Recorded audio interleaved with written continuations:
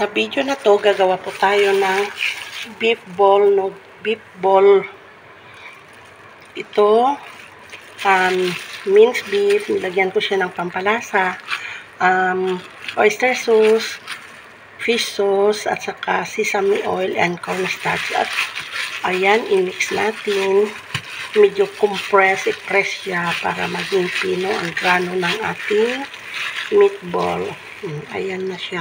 Kasi yung minced beef na bagong bili, hindi siya ganito ka-fine. Medyo coarse. Kaya medyo i-press para maging pinong-pino talaga siya. Ayan. At ready na ang ating soup. Gagawa kasi tayo ng beef ball noodle soup. Ayan yung sliced beef. Ayan yung vegetable, tauge, at saka green leafy veg. At yan naman ang ating noodles. At ito, nagawa tayo ng bilog-bilog meatball. Ganyan lang, bilog-bilog kasi lalagay doon hanggang sa maluto.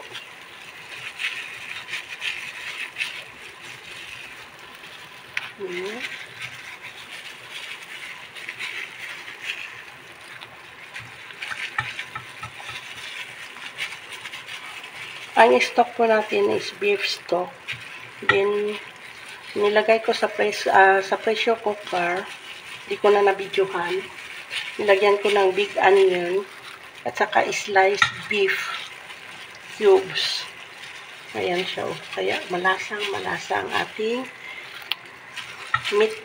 beef ball noodles. Kargado sa beef. Puro beef.